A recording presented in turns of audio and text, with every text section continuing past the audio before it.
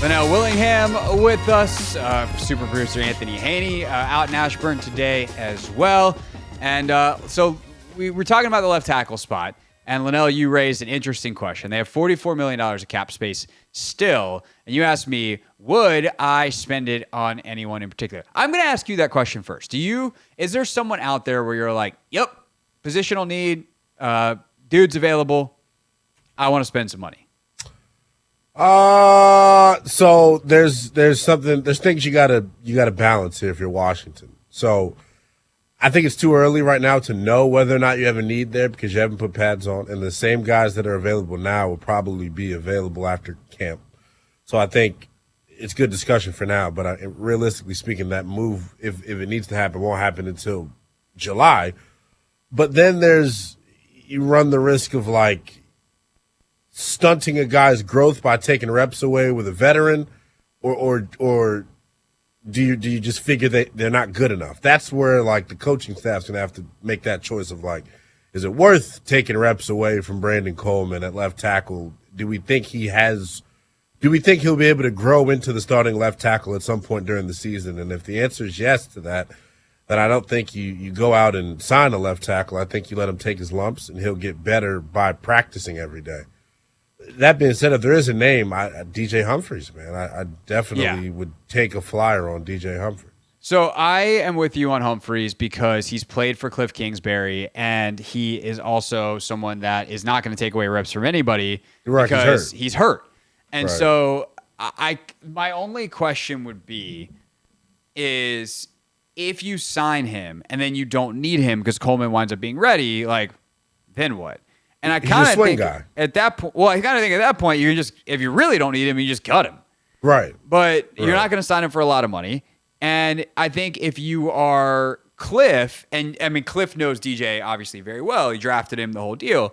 And if you are like, you know what? I like him. I like him how he's in the meeting room. I think it can help Brandon Coleman with film study and all that kind of stuff. Like, you bring him in to have another voice in the room that is familiar with you in the same way that Zach Ertz is, and you get it in that O-line room, and that's really helpful. And so I kind of think DJ Humphries is such a unique case because he's high upside talent, former first-round pick.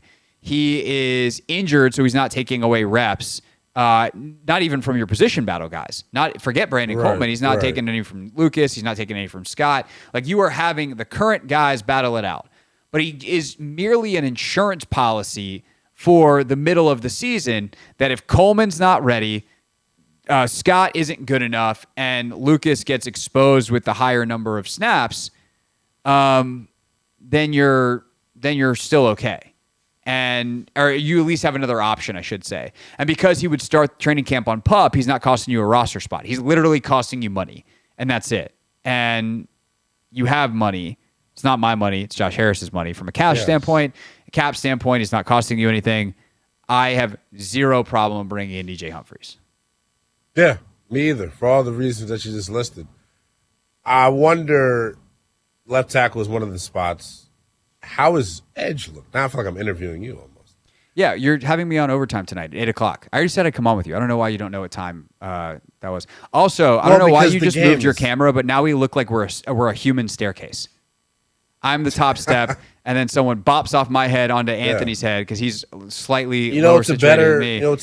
And then you're somewhere down on the bottom step. Why did you do that? A better comp is like we're like the top last 3 steps of wood floors where you're going up top because we're brown, and then you're like the rug that's on the top step. That's more of a good comparison. Fine. We're shining like you put some. The point is, you should have. Well, I don't know why you moved your camera. I don't know why you did that. I can barely even see you in the frame. I was trying to get a look at the forecast out here in AVR. Oh, okay. Well, you can turn around and do that when you're not on camera on a live streaming multimedia endeavor that now looks amateur because you just decided to move your camera. So the edge position, that's a hint, Lynnell. Put it back where it was, bro. How many times, how many hints do you need to bop yourself in the head here to get here? Whoa, now we're on a ride. Okay, there you go. Thank you for being where you belong. Okay, as for the edge position, it's impossible to tell. Like, until we get into padded work, it is just impossible to tell. I do think it's been interesting to see some different guys out there, including obviously Jamin Davis, where he's getting some reps on the edge. Today, there was one team rep where I think he was in as a linebacker, but he wound up on the edge blitzing. And, it's no pad, so who knows what they see in the result. But it also is the kind of thing where, like, I imagine Luvu does some of that stuff too. And so does Jamin come in and play linebacker in coverage situations potentially and let Luvu be on the edge? Is Jamin on the edge? Like, I think this is one of those, hey, we're going to teach them now all how to do it. And then in training camp, we'll let them figure it out type of deal. But I also kind of would ask you the same question is like, is there an edge out there available that you're like, yeah, sign me up. Let's spend some money on that pass rusher. Probably not at this point in free agency because edge is a premium spot. And if they were good ones get signed. Right. I just still have that big question mark about when it's 3rd and 7+. What is, I guess it's not even a question. Like it is, clearly. What's the best way for them to generate pressure in those situations?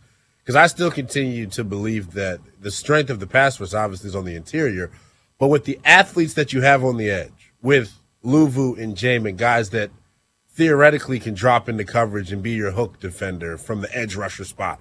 They can drop in to be your flat defender. They can get so creative in how they want to generate pressure. And when you have all these tweener hybrid guys, and that's how I'm going to start looking at a Derek Forrest and a Quan Martin now and a Dominique Hampton is like guys that they can do multiple things, but they're all best going forward. This is going to be, seems like, and I want you to confirm this, an attacking style defense that doesn't wait for anything and that it's going to throw the kitchen sink at you. And if that is the case, and they can generate turnovers, it all goes back to that 10, 9 wins. They're better on that side. I think the ceiling for the team changes. And obviously quarterback influences that discussion as well. I haven't seen them yet, but everything that I hear, I music to my ears. Yeah, no, I think that is definitely true. The turnovers change the game because it inherently prevents the other team from scoring. It gives you extra possessions. And, if they can have some return guys, pick six style like they have in Dallas the last couple of years, that would be cool too. And that, especially if it's Emmanuel Forbes, because then it's like, hey, got him for cheap and he's doing the thing that they drafted him for. I think that there is definitely probably a need for more blitzing than they did in Dallas because throwing the kitchen sink at a quarterback when you're in Dallas is, hey, Micah, go. You don't need anything else. Right. But I do think the versatility helps because it's not just like offensive linemen like rhythm, right? Yes. I want to block the same guy every single snap. And I'm going to learn his moves. Yeah. And I understand how he gets off. I understand the timing of all that. I understand his favorite moves. I understand his counters, whatever. If on 1/3 down, you're blocking Daron Payne because they kick him outside as a tackle, against a tackle. And the next one, you're blocking Jamin Davis. And the next one is Frankie Luvu. And the next one, it's Dorrance Armstrong. You have no clue what's coming. Yeah, good luck getting in any kind of rhythm. And so I think that versatility will be good, but also it's the kind of thing where maybe you're good at blocking Daron Payne, but you're terrible at blocking Frankie Luvu, so we're just going to put Luvu over you every time, and until you figure it out, and then we'll mix it up with someone else. So I think it is going to be a pass rush by committee, which is not as good as having a potential 18 sack guy, but this is why it's a multi-year rebuild. Those guys are really hard to get. And I think the hope is that Brandon Coleman becomes your left tackle of the future, and you enter wherever you are in the first round next year, able to take a premier edge in the first round. Bigger problem that they had last year post Chase and post Montez was not necessarily the pass rush itself. Dorrance Armstrong is the only guy that I think can go set a good edge, and he's a little bit light in the britches. Like Cleveland Farrell, is that your strongest guy? Farrell's an edge setter. Farrell's your guy. That's your edge setter. He's an edge setter for sure. And then do you have two of those? I mean, I think you're hoping that KJ Henry comes along. He's in. I mean, Armstrong's fine. He's just more of a tweener. Yeah, I mean, Dante Fowler's obviously a pass rusher. Yeah. But then, I think that is definitely a question. But it's also schematically how do you get your guys flowing? What kind of speed do you bring? And maybe you don't have to do quite as much when guys like Louvu are in pursuit and Wagner's in pursuit. And also Wagner's setting you up to be in a better position before the snap because he's seen everything there is to see in the NFL 25 times over.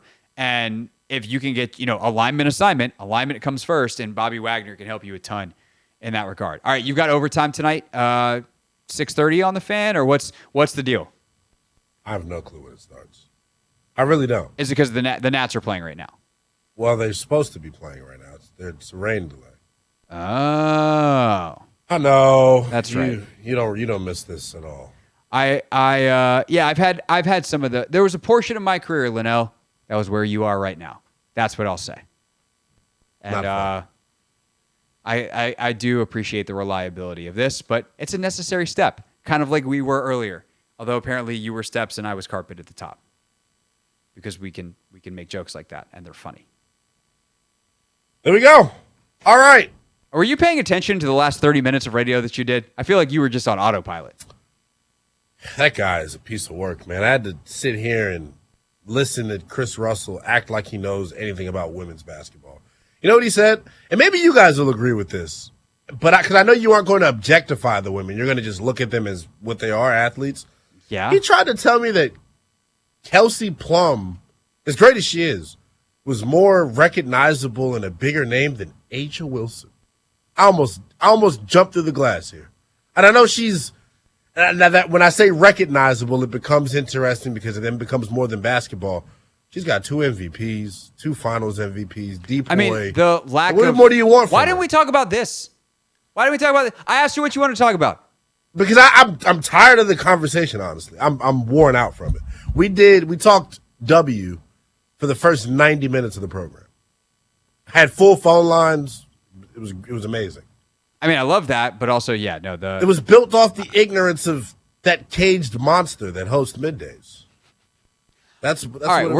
We're gonna go to break because we're gonna prevent Lynnell from getting himself fired. Ben Standig is next to the Hoffman Show.